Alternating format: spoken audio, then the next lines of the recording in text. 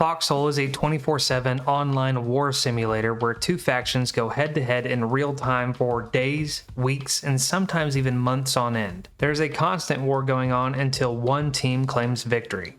As a fresh recruit, being thrown into the fires of this war can be extremely confusing and stressful. You may grab the wrong ammo for your weapon, commit friendly fire, or waste hours of somebody else's time and effort without even realizing it. This video will be a complete starter guide. Everything you could want to know about the basics of this amazing game and its community will be right here. Between frontline warfare, logistics, communication, and some extra tips that I personally have collected over my hundreds of hours of playing, my goal is to make this video your one-stop shop for everything Foxhole. You should be able to watch this video and then get right into the game and perform better than most other people out there. So let's get into it. So when you first load up the game, this is what you're going to see. As you can see, I am currently playing on Charlie. There are two servers at the moment, Able and Charlie. Able has a lot of wait time, so to actually get on the front line, you may have to wait 30 minutes. And so I kind of prefer just to play on Charlie. I like to get on after work and just hop right into the front line. Now, when you choose which one you want to play, you will be prompted to pick a faction. This faction is set for the entire war. So you can either pick a warden or a colonial. There are some very minor differences between the two. They are pretty even. It really just matters on how the players actually operate during the war. Neither side has a real advantage. The colonials have a grenade launcher that can be very effective early war, and then the wardens come out with some other stuff, so they kind of even back out. So don't be afraid to pick whichever one. Whichever one you think looks cooler, pick it. So I am a warden. When you spawn in, this is the first thing you're going to see. You're going to spawn in this weird little map. This is not the front line. This isn't even the actual map that the war is fought on. So there is some basic training and stuff that you can do. Really don't need it. It's not a very effective way of training yourself. I'm going to show you just about everything that thing covers in this video. So you have a couple options. When we look at this, you have these world icons. These are the state of the war. We're going to talk about that in just a second. These cross swords are your deploy zones. So if I wanted to see the state of the war, I could come over here and I could press E. You'll see this little prompt at the bottom left. So when I click E, I can now zoom in to the front line and I can see, as I'm trying not to give away a whole bunch of intelligence for us, but I can see like all the colonial stuff. And if I really wanted to, I could come in here to a specific town. I can look at, okay, where are people fighting it? As you can see, this is a bridge fight right here. A lot of infantry, which are these little dots and so on. So there's a couple things you can do just to kind of look around. Now, since I'm ready to deploy, I'm going to come over here to one of the deploy zones. Like I said, you're going to look for those cross swords right here. Basically, all this side of the map, you'll get that icon that says press E to open the deployment map. We're going to go ahead and click that. And I'm going to just go spawn on our back line, and I'm going to go through with the rest of this tutorial. So we are now officially in the game. As you can see, this is what the current war looks like. I believe we're on like war 14 or 15 of the Charlie Shard. So as you can see, there are a couple regions missing. Sometimes you'll have these, the game devs like to swap it up. Sometimes you'll be fighting east to west, or the wardens will be on the south and colonials up north and so on. They try to swap it up. They take out zones, they add stuff. In every single war, the resources will flip-flop. So sometimes, like this is the Great March. This has oil fields in it. Maybe next war, the oil fields are over here in Red River and so on. This does provide a little bit of change between the wars, which is always interesting and keeps each war feeling a little bit different. Now, I brought up a couple words here that we need to pay attention to. One is called a hex. For example, Tempest Island right here. This is a hex, this hexagon right here. Within the hex, you have regions. Each one of these little borders here counts as a region. Each one of these regions has a town that you could take over. So this one has a relic base for Belaying Trace. Homesick has another relic base. Scurvyshire is the larger town. Mercy's Whale is a larger town.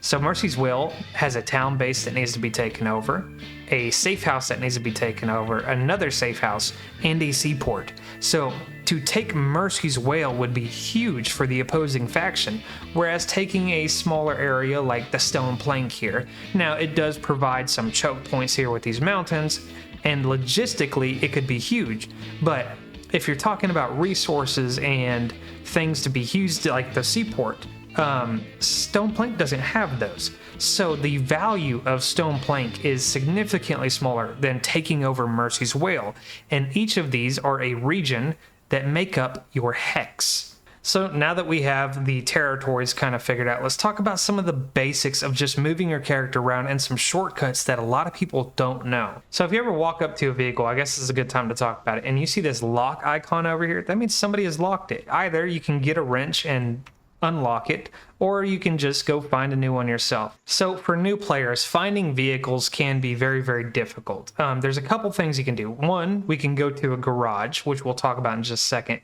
The easiest way, if there's not a parking spot or something where people leave free vehicles, you have a seaport. And if I hover over the seaport, I get this huge mass of icons, which is very, very confusing. But if you look just below in the third section here, you're going to see a lot of vehicles and numbers next to them. The vehicle icon and the number next to them implies how many of those vehicles are in the seaport. All right, so to access the vehicles in the seaport, I'm gonna walk up where I get the icon, press E to use the seaport. I'm gonna press E, and then we're gonna look at these tabs. So you have an all tab, a munitions tab, larger munitions tab, you have mortars and shells, you have our engineering supplies. This is going to be like gas masks and so on, things you build with like barbed wire. You have medical, you have fuel and other supplies like base supplies. We're not going to be talking about bases in this video. I'll have to make a completely separate video for that. It goes very, very in depth. So, and then you have soldier supplies, uniforms. So if we come over here to this truck without the crate icon on it, we can pull out an individual vehicle. Now, if I click the one with crates, as you can see here at the bottom, it says crate of 3. Do not pull these out. These are not vehicles. This is a box that then we would have to ship somewhere else, usually to the front line. That's where you want to move those. But we have plenty of vehicles individually. So if I want to look here and I want to pull out, let's say, a dune transport. This is your basic Logi truck. You also have a dune load lugger. Now for colonials, these have different names, but the icons should be pretty similar. So my load lugger would be for resources, and then I'd have a transport for my Logi activities. So if I wanted to, let's do a load lugger and we'll talk about scrooping here in just a second. So I click that, it's going to start assembling. I can go ahead and exit. Now we have our truck pulled out. I'm gonna come over here. Now I can just press Q and get into the nearest door. Now that is an issue if I come on this passenger side. As you can see, it says passenger. I can't move this truck. I can't do anything with it. Now I can get on right here. If I hold shift and then Q, that will open up all seats available and it'll give me an option to jump in. So even if I'm on the passenger side, I can do shift Q and click driver. And as you can see, now I'm in the driver's side. I can do the same thing from this side and go passenger. A lot of people don't know that, and it gets them kind of caught up, you know, if the driver's side is blocked or something, and so on. Another tip I have is shift E is going to open up all of the inventories in your area that you have access to. Let's say there was a little body bag here and then a box that somebody dropped. And every time I pressed E, I was opening up my vehicle's inventory. And I'm like, no, I want to open up a bag. Well, I could do shift E and access, it would say like body bag or whatever it is. It's some inventory that I want to access. For example, I could access the seaport. Even though I'm standing right next to my truck, shift E allows me to choose which inventory I open up. So now that you have a vehicle, I'm going to go ahead and drive this off. And usually if you're by a seaport, you'll see these containers of diesel. I'm going to go ahead and also lock this using L. That means that only I am allowed to access this inventory and get into the driver's seat. So I can check and see, oh yes, this does have diesel. Now I don't have to take out the diesel to fill up my truck. I can press E on my truck and then click this little refuel icon right here. And as you can see, you'll get a fuel line that connects your truck and we can watch our fuel fill up right here. So let's talk about the basics of gathering materials. This is one of the most effective ways outside of logistics to be useful to your faction. If you want to do something good for your side, your team, gathering resources is a great way to do that. So there's a couple ways of doing that. Either we're going to go to a local mine, which looks like this on the map. As you can see, this is a sulfur mine. This is a salvage mine. Salvage is your big one. Salvage is the one I'd really want you to focus on as a new player, and I'm going to show you a few things you can do with that. So, like I said, we can either go to the mine or we can go to a field. This is a salvage field right here. I'm going to show you how to collect from both of them. So number one, if we're planning to go to a field, if you press tab to open your inventory, you'll see that you have a hammer. A hammer can be used to collect salvage, but if you are a little bit further along in the war, you'll have these things, sledgehammers. And if we go pick up a sledgehammer, and we can find them on the map by hovering over like a safe house or some type of storage thing like a bunker base and so on. If we hover over that, you can see the hammer icon. There's 40 of them in there right now. So now that we have a sledgehammer, we're going to click it and move it up into our inventory. You can do the same thing with weapons and so on. If I were to grab a rifle, I would click it, and this is your primary slot. So we're going to get into our truck. First, I'm going to show you how to pull from the mines. This is the easiest way to do this. And all you really need is this dump truck. There are half tracks and so on that you can go get. They carry a little bit more, they're a little bit slower, and I'm going to tell you how to do them. I'm not going to show you how to do them. It's very, very self-explanatory, so you should be fine figuring it out. So we're going to pull right up here. This is our salvage mine, which is empty. Nobody has filled that up with fuel. There is fuel. So we ran out of petrol. That's the thing. These mines run on diesel and petrol, and somebody did not come up and fill up the petrol, but we did just start refueling with diesel, so it should start being effective and actually gathering resources again. So if I wanted to collect from this, let's say it had a little bit more, I would pull up. You're going to see the sign that says press E to use the salvage mine. We're going to click E. And it's going to pull up this inventory. Now you have a couple inventories here, and you can get very easily mixed up. This inventory, the top one, says salvage mine. This is the inventory of this machine. This is not what the inventory is producing. As you can see, nothing is changing here. I do have stuff changing here, but not here. That's because this is like the stuff laying inside of it. And then right underneath it, I have my Dune load looker. This is my vehicle. So if I wanted to fill my vehicle with what the mine was producing, I could click it, and I could pull it out. I could also shift click for a larger amount. We'll wait for this to produce a little bit more. Okay, so I could shift click it, and then sometimes you have an option. If you were to right click the icon, it would say retrieve custom. This is really big for when you're using a resource container with a flatbed, because I can retrieve custom and pull out 1,500 at one time. Now it does take a little bit longer, but it brings it down to like 3 clicks rather than, doing 500 at a time. So the way I would do this with the resource container and flatbed is I would park my flatbed just like this. I would then get out, hop into the crane, which the crane operations, all you do is hold the right click where you want the crane to go. As you see, I didn't even move anything. The crane goes exactly where I want it to go. And then you left click whenever you're hovering over your resource container, you'll get like a 2 little gear icon.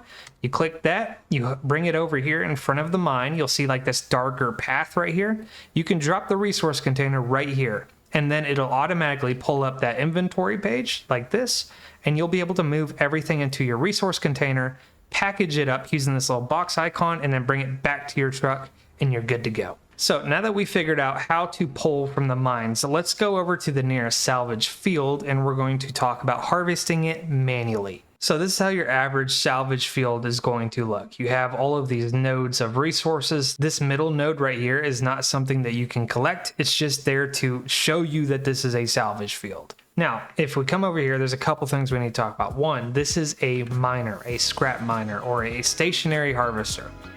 If I filled this with petrol and turned it on, it would slowly eat the nodes of the salvage. That way somebody didn't have to be here to mine this, right? Because right now, none of this is being mined. This is all resources going to waste technically. You get each faction gets a certain number of resources per hour. And if people don't collect those resources, then you are losing value per hour basically.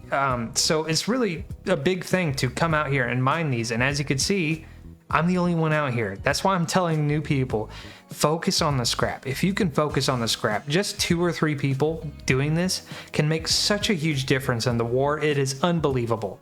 So let's talk about how you collect this. Like I said earlier, if you wanted to come over here with just a regular hammer, or your team does not have sledgehammers researched quite yet, you can come over here and just hold your left click, and you'll hit this, and you'll slowly start collecting salvage. So that's one way of doing it. The other way is using a sledgehammer. It's a lot less hitting, and you collect a little bit more per hit. As you can see, I'm collecting 10 instead of 5, and I'm doing a lot more damage to the actual node, which allows me to gather it significantly quicker. So we are full. If you hold shift, you're going to run out of your stamina, top left. And once you run out of that, you can trip and fall, and it's going to take you a second to get up. So you can just walk. You can load up your entire inventory and just walk wherever you'd like. So we're going to go ahead and shift click all of those into our load lugger. And I'm going to show you one last way of doing this because these are here. These are public harvesters. Do not take these away from the nodes that they are at. As you can see, there are 3 of them. That's a little unnecessary. You usually only need 1 or 2 if you're getting really fancy at a node. So with these, they do require diesel. And all you do is left click and just hold that down. And I'm just going to drive over these nodes, and I'm going to sit here for a second and just let it sit here and eat the node. And as you can see on the bottom left, it's just going up and up and up. And I don't have to do any clicking. I don't have to slowly move around. I can just sit here and eat these up. I can't immediately load straight from this inventory into my load lugger. I could do it with a resource container, but what I can do is this is a resource station, and props to whoever put this up. I can right click this, submit all to stockpile. But as you can see, there's 3.6 thousand salvage in here.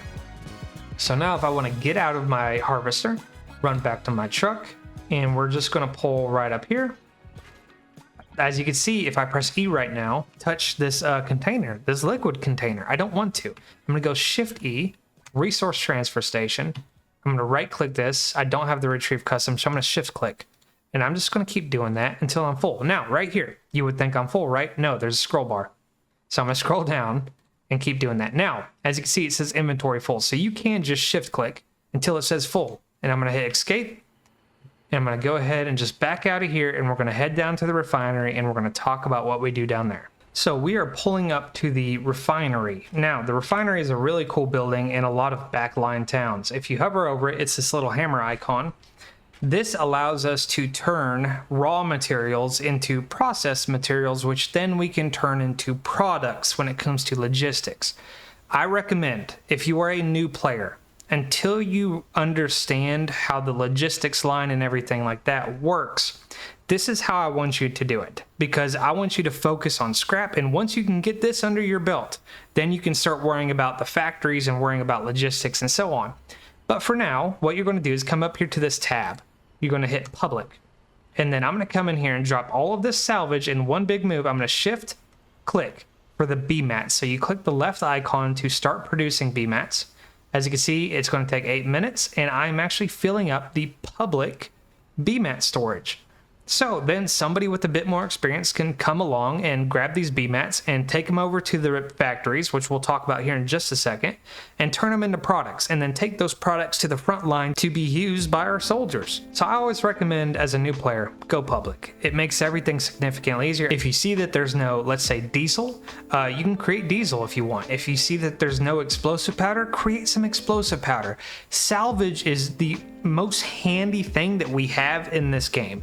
Anytime that you are collecting it, you are doing a good thing. I just want you to remember that. So we are going to now swap over to the logistics side of things. I'm going to turn my load lugger in. I'm going to come over here, and I'm going to change my fuel, and I'll tell you why I did that in just a second. So this changes it between diesel and petrol.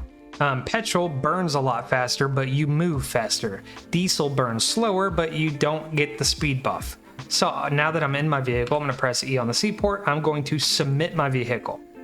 Now, when you submit something, you lose everything that was in that vehicle. So that 11 diesel that I left in there, gone. That's why I pulled out the 100 diesel, because I'm fixing to grab a new vehicle. So I'm going to come over here, and I'm going to grab the Dune Transport. This covered, I think the Colonials have like a leatherback. I think that's what it's called. I can't remember. This vehicle is the heart of your logistics operations. This is your frontline runner. This is backline factory runs, all the fun stuff, right? We're going to hop into it. We're going to lock it and drive it off the pad. We're going to go ahead and get out of the way of everybody. That way people can do what they need to do at the seaport. I'm going to get back out and right click this into my number 3 slot, pull it back out, and I'm going to click on the vehicle to fill it back up. Oh, if I can. There we go. All right, so now we are in our logistics truck. We're going to go ahead and drive back to the refinery, and I am going to pull out some of the BMATs that we just helped make. I'm going to go ahead and fill up my truck as much as I can. You're going to find that other people pull it. You're going to have to just sit here and shift click.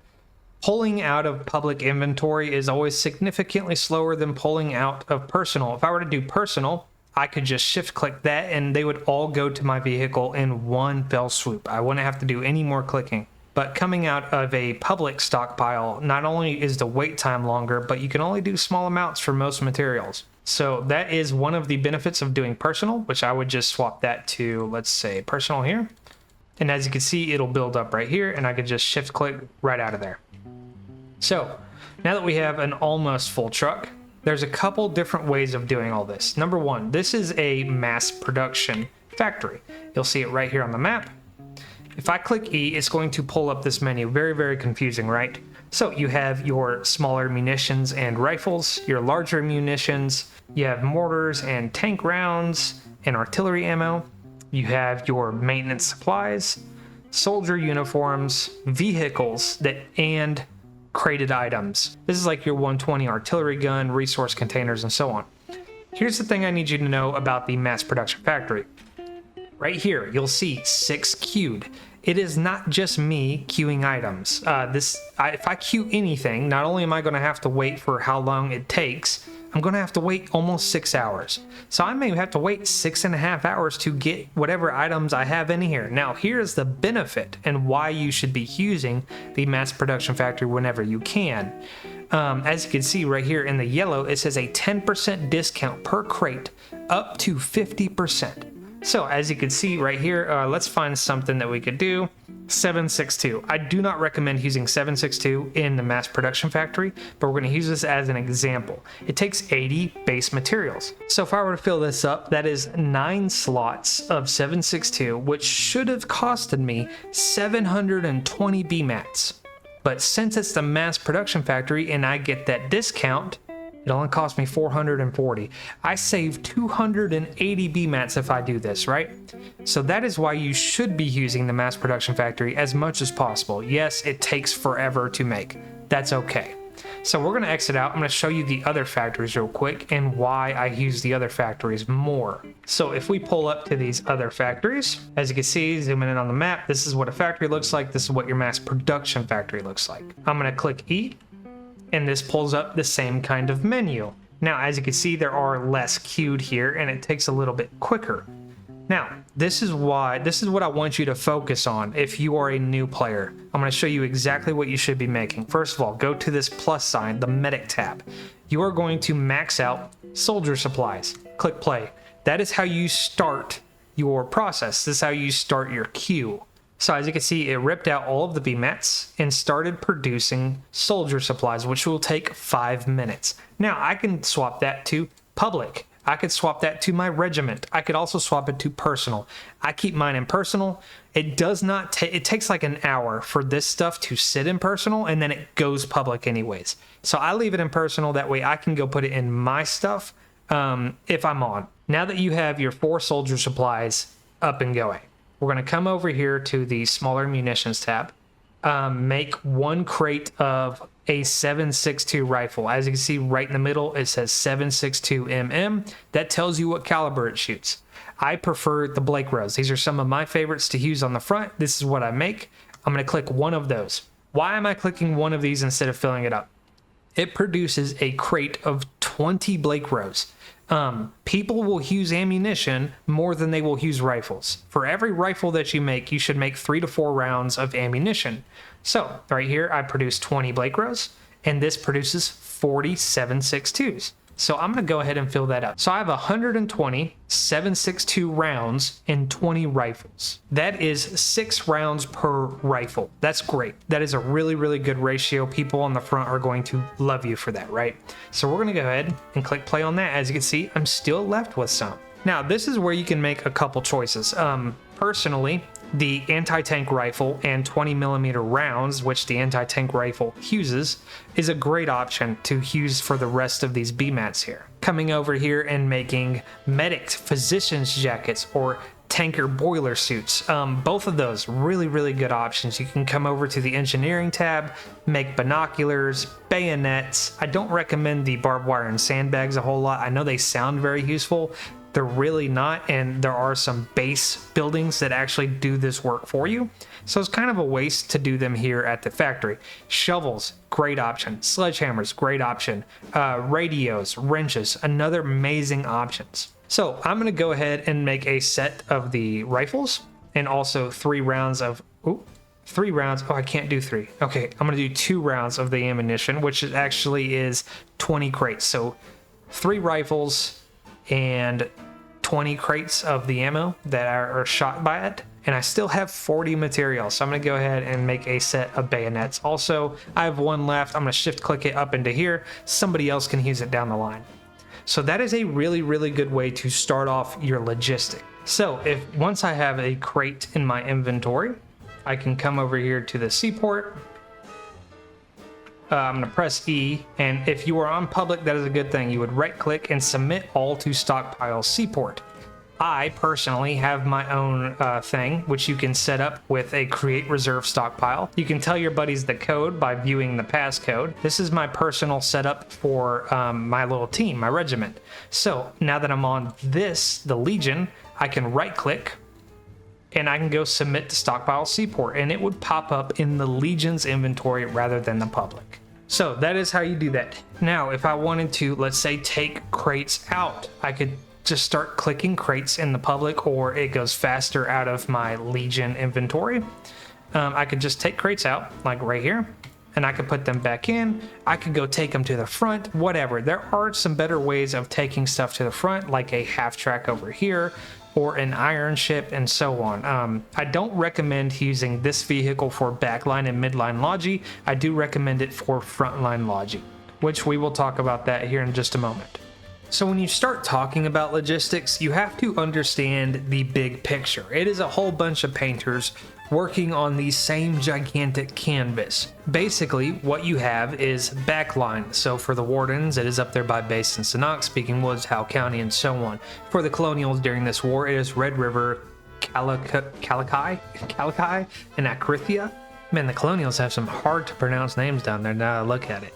So you have your backline, you have your midline. For, in this example, for the Wardens, it would be like Callahan's Passage, Weathered Expanse, Stone Cradle, and so on. Then you have your frontline, Lockmore, Deadlands, Clastra, Westgate, in this example in particular. So in its entirety, this canvas of logistics looks a little something like this. You have your backline regiments and individual players working to collect resources, turn those resources into produced material, which then get turned into products. Those products are then packed up into a train, a ship, or a flatbed. Those containers, the shipping containers full of products, then get moved to the midline. That's why we call this midline logistics. Once they arrive at the midline, then you have your people who are playing frontline logistics. These are the guys running around in transport trucks. Usually they go 1 hex back off the front line, collect the materials in crates, and then deliver said crates to the front line at a forward bunker base or relic base or border base or whatever. Usually this is where a lot of your commands come from, either midline logistics, where you're delivering huge amounts of materials to a seaport or storage depot, or frontline, where you're delivering smaller amounts of crates to the front line, because there are more people 1 hex away. There are more people on the front line than there are on the back line. You'll gather up a ton of commands and do something very useful in the process.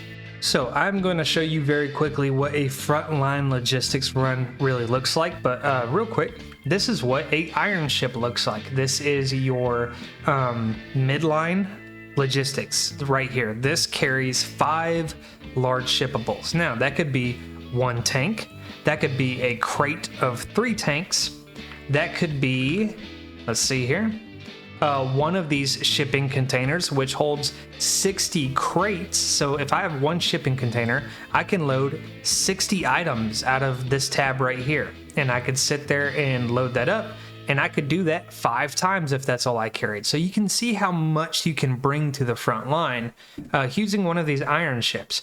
Now, a flatbed, which would be this icon right here, the BMS, the Pack Mule Flatbed. This carries one large shippable, as you can see in that tan colored text right there. So I could load a tank onto this flatbed. I could load a packaged vehicle or a push gun or something onto that flatbed, a 120 arty gun. I could come in here and load up a shipping container and carry 60 items, 60 crates. For example, right here, in a scenario that you would use a truck and not a boat, like if I wanted to deliver stuff to Callahan's Passage, as you can see, this is almost landlocked. Like, it would be an absolute pain to go all the way around here and then go into enemy territory to then come back up to deliver. And they actually surprisingly have a seaport. I did not think they would have had a seaport. But yeah, they have a seaport. And as you can see, there's almost nothing in it. Like, this is all just stuff that people deposited in there from the land. So I don't think anybody's actually driving a vehicle through that water. So in that scenario, like if I was in Howe County or Basin or Speaking Woods and I wanted to deliver to Callahan's, I would get a flatbed truck and I would take my shipping container all the way down here and deliver it. If I was in Howe County and I wanted to deliver to the seaport here in Marvin Hollow where I'm at currently, I would get an iron ship and I would bring down 5 large shippables right through this water and deliver to the seaport. So right here, there's a few things to look at. Have your map posts turn on. Once you have your map posts turn on, you can see all of this information right here. Right here, Logilist, this is what you're really looking for. They will tell you, people on the front line will tell you what they're needing. So like, let's say the 68 millimeter, that's probably somebody driving a Widow tank, an anti-armor tank that needs 68 millimeter. We just researched it, so I guarantee you, this person was driving one of those tanks, came back here and realized they did not have 68 millimeter, which they currently still do not. But they have moved up, so this is really where we should be looking. I'm going to hover over the bunker base that I think the push is at. As you can see, this is the front line. If I hover over it, it shows me exactly what they have in real time. Looking at this, there's a few things you can deduct. First of all, they absolutely need shirts. Shirts are spawns. That's how you have to look at it. If you have 0 shirts, you have 0 lives that can be spawned there. If you have 100, you have 100 lives. 100 times people can spawn there, and they immediately consume 1 shirt. Now, we're going to talk about the value of a soldier here in just a moment, but this is how you need to look at this. And if you look up, like there's a logistics pyramid or something, there's a ton of great guides on the internet that you can just look up and it'll tell you exactly what to deliver. Once you play long enough, you can kind of understand what they need. Like if there's no vehicles on a front, you do not need to be delivering diesel. You do not need to be delivering anti-armor or anything. Like you need to get soldier supplies in there and stuff for them to build up defenses. And exactly that, like this has 115 BMATs. They need more. 115 BMATs doesn't even build like one, I think it builds like 1 pillbox. That's useless. That does nothing for the front. So they need BMATs, they need ammo. It looks like they have some good 7.62 rifles. It looks like they could use shovels and they need BMATs. If I could get soldier supplies, BMATs, and shovels to them, that would be huge for this front. So now I'm back over here at the seaport in Maiden's Vale where I'm currently sitting. And if I hover over here, I have no shirts. That's because midline isn't doing their job. Nobody is delivering shirts here for frontline to be able to deliver them to the front. And that's a really, really big issue, and that's why midline is so important for this game. You could have the best players ever on backline, collecting the resources and making the products. You could have the best players ever on the front line, delivering said products to the front. But if you cannot manage to bring the materials and the products from the backline to the front line, you lose the war. This is one big canvas, and if we are missing a giant chunk in the middle, we can't finish the picture. So looking at this, there's really not a whole lot I can bring. This is the actual inventory of the seaport. I'm going to bring whatever I can, whatever I think will be useful to them. I think a radio would be very useful. So as you can see, I just shift click. That should be 3 crates. Boom, right there, 3 crates, right? I'm going to grab 2 crates of the 7.92 ammo. This is all the ammo I got for him because midline, like I said, has failed this seaport completely. There should be no reason somebody pulls up to this trying to do a job on the front line and this has nothing. That's a failure. So we're going to go ahead and pull back out of here, and we're going to go ahead and drive over to that bunker base. We are going to find the bunker base, which is right here. It's going to prompt us with that press E to use the bunker base. We're going to right click this and submit all to stockpile/bunker base. There we go. Now that is submitted. Now we would head back, grab more stuff, and continue delivering stuff to front lines as needed. Now, like I said, the front line fails when the midline fails. The midline fails if the backline fails. This all relies on individual people and regiments doing their part to paint the bigger picture. So, like, if I don't have resources to bring to the front, there's nothing that I can do. If the midline doesn't show up and resources sit back here, as they are just sitting in seaports constantly, and nobody goes to get a iron ship or a flatbed and deliver those to midline, then these resources are wasted. These are needed to be used on the front, and people need them on the front. So it is our job as logistics people to move said items from the back line to the midline, and then from the midline to the front. Is it the most exciting part of the war? Absolutely not. But if you could do this for not even an hour out of your time, if you get on here and you're like, hey, I'm going to go to the front today, but I'm going to take a iron ship from Basin and I'm going to bring it down here to Marbin before I even go to the front. And you spend 30-40 minutes doing that drive, land, drop off your stuff, spend the rest of the day on the front because you are now more valuable as somebody who has inputted effort than somebody who just spawned in on the front. Now let's talk about value. Value in this game is very, very interesting, and I don't think enough people really think about it. When I spawn into the game, I consume one shirt. Now, that shirt has a value to it. That shirt was made by a player, so it has time and elbow grease value in it.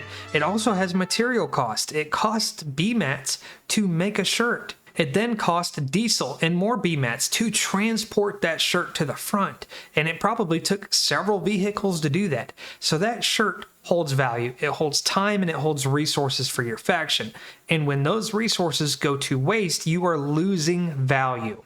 Now, what are some ways that you can stop yourself from being a money pit, per se, when it comes to value? Well, first of all, you don't need 17 rounds of ammunition. Like if I wanted to sit here and just click 7.62 all day long, I could. And I'm going to run to the front and I'm going to get shot. And the things that are going to drop out of my pockets is all of this 7.62 that the enemy can pick up. And now, not only did I lose my faction resources and time and human hours that were put into making this 7.62, the Colonials will get it for free. That's an issue. That is how you lose the war, is when you are handing over time and resources to the enemy. Now, if this was a front line, and we're going to talk about frontline warfare here in just a moment, but if this was the front line, I'd come in here, I'd grab my Blake row, and I would grab at max 3 clips. That's all you need. That is truly all you need, is 3. So I'm going to come in here, reload this, I'm going to reload my pistol, and this is how my inventory should look. Now, you can spice this up. If you want to grab 1 grenade, you want to grab a bandage, I'd recommend that, but only 1. I can't tell you how many people end up dying on the front, and I go to clean up their bag and clean up their inventory, and they got 5 grenades in there. Hey, bud, you're not going to have the time or the opportunity to use 5 grenades. Until you get the hang of the game, relax a little bit. This isn't Call of Duty. All of this stuff costs time and materials to make, and until you're on the logistics side of things, you don't quite see that picture. Which is where a lot of new players actually, that's where they fail, is that they come in here and think they're going to use 15 different mags. No, 2 clips of this ammunition is, let's see, 15 rounds in this gun. It's 20 in others, it's 10 in others. So depending on the gun, that's how much ammunition you have. I promise you, you'll find more ammo and weapons on the front, and that allows you to experiment sometimes. You know, if you find a Colonial RPG on the front, use it. Absolutely use that thing. It was free to you. You're using the time and the resources that the Colonials of the other faction had to use to make that item, and you get some experience experimenting with other weapons. It is a win-win in every situation. Now, let's talk about partisans and value and all that still, because people don't realize if me as a soldier can take out, let's say, a logistics truck of the enemy faction that's carrying crates, and I can destroy the truck, My value, maybe my value, let's say, is 10. The value of this truck is 5,000. It would be huge for me as just a soldier with a weapon to take out a truck. That would be awesome. My value is absolutely realized in that moment. Now, if I'm a soldier and I have a couple grenades and I'm able to take out a tank or a half-track or a artillery system, that is huge. Once you understand, like, okay, my goal is to take the cost of what I have, which is, you know, it's not that expensive, just a rifle and some 7.62. But here's the thing, if I ran up here and let's say there was an arty thing right here and I killed a couple people and I was able to get in here, take their grenades and then destroy their piece of arty equipment or their ammunition, man, that is a huge jump in value. I just cost the enemy, you know, 10,000 in value, and I only cost my own faction 150. That's your goal. That should always be your goal, is to get out here and decide, okay, I'm going to cost the enemy more than what I cost my own faction. If every soldier on the front did that, you would win the war in a single day, I promise you. The issue happens when you cost your faction a lot. Let's say my inventory is packed full of stuff, and I run up here and this little turret right here, this pillbox, kills me. My bag's lost. I have now cost my faction. I'm negative in value, and that is an issue. And that is what we're trying to avoid by learning more of the game, experimenting with other weapons, and trying to minimize our cost by using our loadouts effectively. Now, one of the ways that you can help with this is collecting resources. If I wanted to, I could load my pistol, drop everything off, and then run to the front line and collect bags and fill up my inventory, and then come back to the nearest bunker base and deposit all of that stuff. And that is collecting resources and time. That is collecting value for your faction, and it is a great thing to do. You get experience on the front line, you learn how to dip, dive, duck, and dodge, and you're collecting value for your faction. It is a win-win. Now, let's actually go to the front line, and we're going to talk about this a little bit more over there, and I'm going to show you some basics of combat. So I just want to say, first of all, excuse if you've been listening to this video and you're hearing popping sounds. It is the 4th of July. I am recording this on the 4th of July. So there's some stuff going on in the background. But let's talk about how to get to the front line. How do you find the front line? So if we press E here on the deployment area in your home region, you're just going to see a whole bunch of these spawning locations. Now, obviously, the front line would be where the blue meets the green. That is a front line. That is an active front. Now, there are some places that aren't active fronts, like right here. You'll find that there's not a whole lot of people pushing right here. And actually, the war is coming from this side. This is a border base on the colonial side that is controlled by the wardens. So wardens are spawning here to attack the 3rd chapter. So there's a handful of different ways to look at this. Sometimes you'll hover over something and it'll say reinforcements needed, and you can spawn there and you're actually outnumbered. So this will be like red, and it'll tell you that reinforcements are needed because in this scenario, the wardens would be outnumbered by colonials here. So 9 times out of 10, your middle hexes are a great way to get some action. If you just want action, this is a great way to do it. A lot of the times these outside hexes are more of a tactical game than the Deadlands. The Deadlands is really just like this mosh pit of people, but it's a great place to go and explain all of this stuff for you guys. So we're gonna go ahead and spawn in Iron's End. This is the base I was mentioning earlier. We're gonna go ahead and spawn here because I know this is a really good front line. Like I said, you do not want to load your inventory. There is no need for that. I'm going to grab a Lowcaster. This is a very, very good weapon to be using, especially for wardens. It's our basic rifle. I'm going to grab 3 mags of 7.62. Like I said, you probably won't even end up using it. All right, so now we just run to the front. If you want to press M, you can find there's a bunker base down there. I'm going to go set my spawn there, and we're going to vote. We're going to talk about that once we get there. So running on roads is going to really, really decrease the amount of stamina that you use, rather than running on the grass. All right, so here's the bunker base, the forward bunker base. We're gonna click E, we're gonna set our spawn point. So now when we die, we spawn here. And we're also going to vote for provisional garrison. Definitely always vote when you reset your spawn.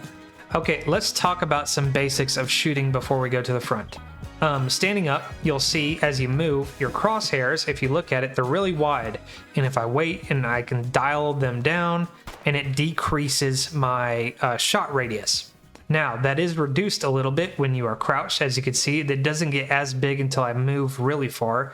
But in really tight quarters, I could sit here and turn really easy, and it doesn't increase my shot radius. Now, if I was standing, it does. So being crouched decreases that significantly. Laying down decreases that even more. Like, I can move all I want, and this will be a very small shot radius, right? Now, let's talk about cover. So if I come over here and I get behind this and I crouch, I do have a little bit of cover. As you can see, you notice how that line is gone? This means the white line means my bullet can travel freely.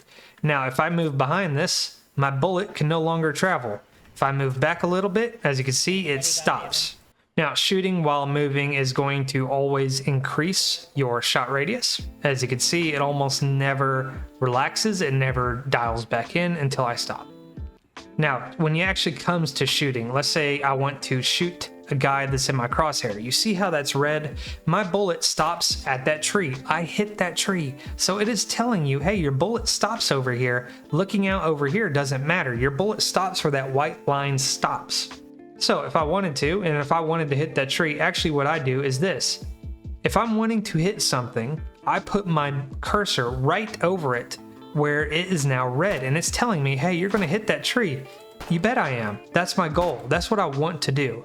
And the more you shoot, I don't know if you notice, see how my crosshair is very dialed in? If I just start shooting, that gets bigger and bigger, and I start missing shots. So rapid fire shooting is always going to decrease your accuracy, moving is going to decrease it, and standing up is going to give you a penalty in accuracy.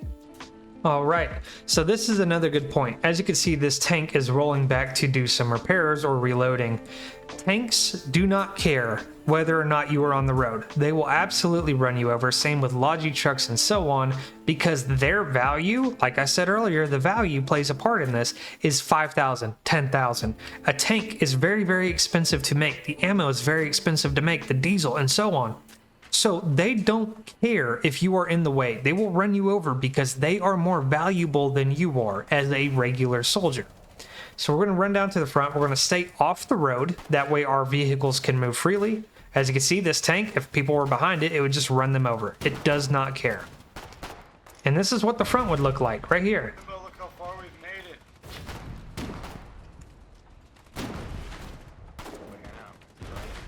So now our goal, always try to target medics if you can. As you can see, I just hit a couple of them. Use cover at all times. That is one of the biggest goals in this game, is to be able to use cover properly.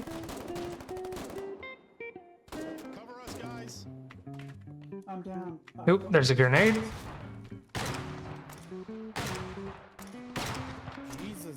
Oh, I'm down. So one of the things, I don't know if you guys heard it, somebody yelled, cover me. I didn't realize that was the guy in the tank. When you see somebody outside of a tank or a vehicle trying to repair it, as an infantry person, your goal should be to cover those vehicles. You do not want to lose a vehicle. You need to be getting out there and sacrificing your 150, value life over the 5,000 value vehicle. So it is your goal to keep those vehicles up. As infantry, you should be working in tandem with the vehicles around you. Now, this right here I need to talk about. This is a machine gun pillbox. This is anti-infantry. This is AT. This is anti-tank. So as a infantryman, my goal should be to destroy this, and then my vehicles should come in here and destroy this, unless I can get around it some way and destroy it from behind where it doesn't have line of sight. These have 360. If you have vehicles as an infantryman, your goal should be to destroy these said pillboxes, these AT pillboxes. That way the tanks can roll up and do their job and destroy everything else around you. But you should be knocking this out. Now, never doubt the ability of suppressive fire or covering fire. You actually get a debuff when bullets are flying around you. You get an accuracy debuff. So even if you can just get some rounds towards something, even these pillboxes, they get an accuracy debuff when you are shooting at them. They are less accurate when you are shooting at them actively. But yeah, trench warfare is really the entire point of the game.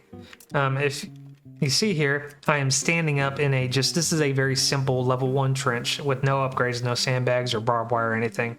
I could shoot directly over it, and I am significantly harder to hit than somebody who is just standing straight up in the air.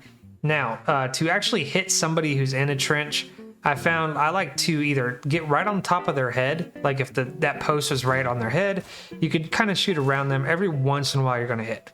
Also, aiming for the back line of the trench. You could also hit people by doing that. I do that with my tank a lot, is that I hit the back line of the trench and it will kill everybody around it because it has an explosive radius. So I'll aim for this little post back here and actually get it to hit, and it'll kill anybody within the zone right there. But yeah, line of sight does matter in this game. So if I was standing up, somebody in that foxhole could see me. Now, if I'm crouched, somebody in that foxhole cannot see me.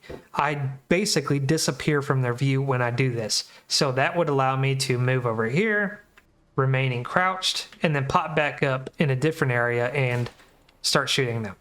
So that's something you need to take advantage of whenever possible, is that line of sight does matter. Even hiding around a building, if I'm standing here, I would not be able to see somebody on the other side because I do not have line of sight on them. But yeah, so that is the basics of frontline combat. It is very, very easy to figure out the front line. It is a bit more complicated with other aspects of the game, but basic frontline infantry, very, very easy. So let's talk about another way you could be very, very useful to your faction, and that is building. If you equip your hammer and press B, and you don't have to equip your hammer, you can just press B. I prefer to equip it because you need to have the hammer out to actually build something. Or you could also build shovels. So you have this little shovel icon that is to build your trenches.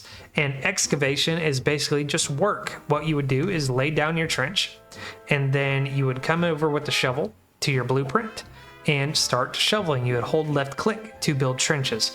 I recommend leaving trench work up to people who know the game a little bit more, but if you're interested in it, you might as well give it a shot, right? You can experiment on the back line too, and then bring it down to the front once you've gained a little bit more knowledge and you know how to build things. As a beginner, what are some things I recommend building?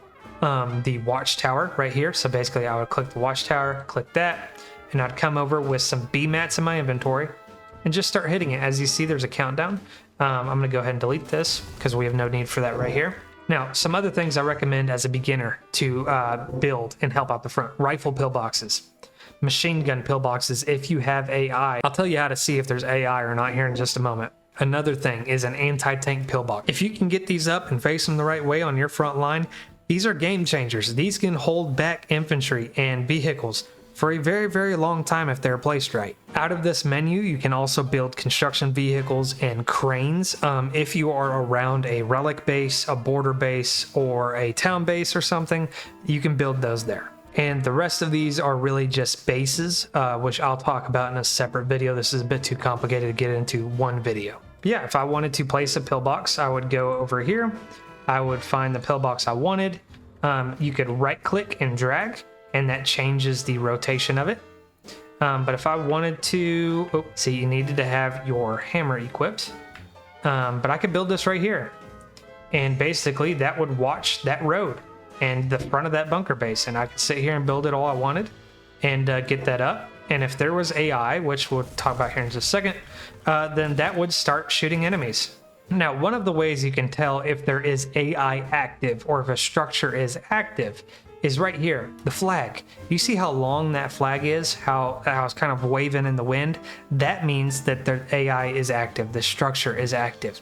Now, if it was cut in half and it was just a little short triangle and it's not real long and wavy like that, that means the AI is dead. The AI is not active. I hope this video did help you out a ton. This is being recorded July 4th before the aircraft update. Like, I think we have a month or so before the aircraft update, which I'm very, very excited about, but I knew it was going to bring a whole bunch of new players to the game. So if you were watching this, I really, really appreciate you being here. I appreciate you sticking it out with me this whole time. I know this was a much longer video, but I wanted to get as much information as I possibly could out there for all the new people. Now, if you are interested in joining the regiment, if you are interested in coming and hanging out and doing some tank missions or whatever with us, or operations is what we call it, I have a regiment. We don't do a whole lot right now, but if we got more people in here and we're more active, I got a couple people who we sit there and we grind for resources, and we get tanks up and we drive those tanks down to the front, or the artillery down to the front, and we just have fun. It's really laid back. If you wanted to hop in here, we could definitely teach you. It's called the Legion. We are on Charlie Shard for the Wardens, so if you wanted to join, there's a Discord down in my link tree. You could join the Discord, hop in there, and then come play with us. But yeah, if you just watched this video, I appreciate it. If it helped you, leave a like, subscribe, comment, whatever. If you got questions, leave them down below. I will definitely try to get to them as much as possible. And to all of you, thank you so much, and I will see you on the front. Good luck.